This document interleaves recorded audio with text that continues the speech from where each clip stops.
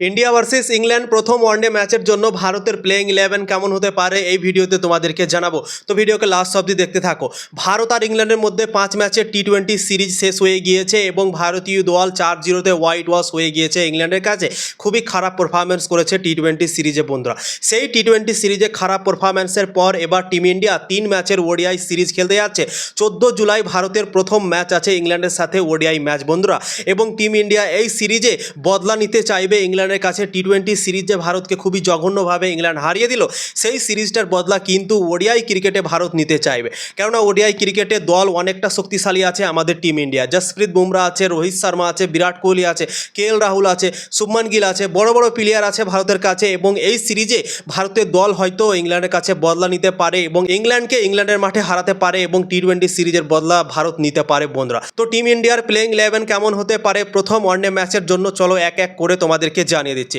রোহিত শর্মা আর শুভমান গিল ভারতের দল থেকে ওপেন করবে। এই দুজনই অনেক দিন থেকে ওপেন করে আসছে ভারতের দল থেকে এবং অসাধারণ পারফরম্যান্স এই দুজন সব দিনই করে আসে বন্ধুরা। এই দুজনের ওপর কোনো ডাউট নেই, এই দুজন ভারতের দল থেকে ওপেন করবে। 3 নম্বরে খেলবে আমাদের কিং কোহলি, বিরাট কোহলি, সব থেকে বেশি ভরসা রান মেশিন বিরাট কোহলি। তো ভারতের টপ 3-র ওপর সব থেকে বেশি নজর থাকবে আমাদের টিম ইন্ডিয়ার। এই সিরিজটা ভারতের জন্য খুবই এখন ইম্পর্টেন্ট হয়ে গিয়েছে, কেননা 5 ম্যাচের টি-20 সিরিজে যেভাবে টিম ইন্ডিয়া হেরে গিয়েছে, তো রোহিত শর্মা, বিরাট কোহলি, শুভমান গিল এই 3 জনের ওপর সব থেকে বেশি নজর থাকবে। এই 3 জন যদি টপ অর্ডারে ভালো ক্রিকেট খেলে তাহলে কিন্তু ভারতকে থামা খুবই কঠিন হয়ে যাবে। তো ভারতের টপ 3 এই 3 জন থাকবে বন্ধুরা। 4 নম্বরে খেলবে শ্রেয়াস আয়ার। শ্রেয়াস আয়ার ওয়ানডে ক্রিকেটে ভারতের দলের ভয়েস ক্যাপ্টেন আছে, তো তার পারফরম্যান্স ক্যাপ্টেন্সিতে ভালো হয়নি টি-20 ক্রিকেটে, কিন্তু ওয়ানডে ক্রিকেটে শ্রেয়াস আয়ার দারুণ পারফরম্যান্স করে বন্ধুরা।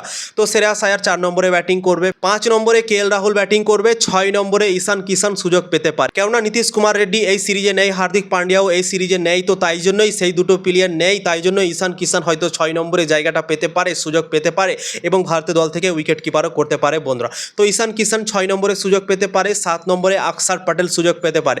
অক্ষর প্যাটেল বোলিং ব্যাটিং দুটোই করে ভারতের দল থেকে, তো সে অবশ্যই ওয়ানডে ক্রিকেটে ভারতের একটা অনেক ইম্পর্টেন্ট প্লেয়ার।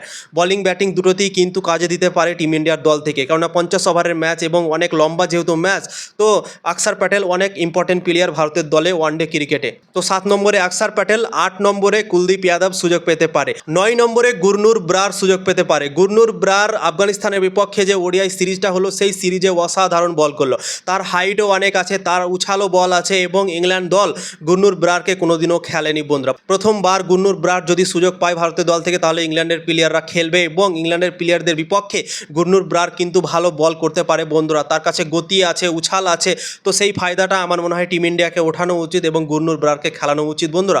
তো সুযোগ পেতে পারে গুরনুর ব্রার 9 নম্বরে। 10 নম্বরে জসপ্রীত বুমরা থাকতে পারে। 11 নম্বরে থাকতে পারে প্রসিদ্ধ কৃষ্ণা।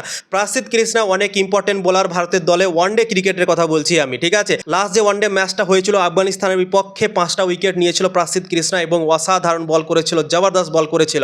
তো সেই প্রসিদ্ধ কৃষ্ণা অবশ্যই আমার মনে হয় প্লেইং 11-এ থাকবে ইংল্যান্ডের বিপক্ষে, এবং প্রসিদ্ধ কৃষ্ণার কাছে গতি আছে এবং উছাল উঠে তার বল ভাই। তো ইংল্যান্ডের কন্ডিশনে যেহেতু উছাল উঠে বল, তো প্রসিদ্ধ কৃষ্ণা সেই সুযোগটা উঠাতে পারে এবং ইংল্যান্ডের বিপক্ষে ভালো বল করতে পারে বন্ধুরা।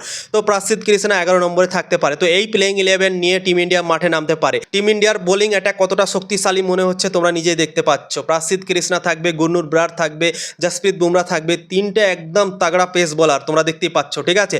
2টো স্পিন বোলার থাকবে, অক্ষর প্যাটেল আর কুলদীপ যাদব। তো 5টা একদম প্রপার বোলার, এবং এই 5টা বোলার নিয়ে টিম ইন্ডিয়া যদি মাঠে নামে তাহলে কিন্তু ভালো বল করতে পারে, ভালো পারফরম্যান্স করতে পারে বোলিংয়ে বন্ধুরা।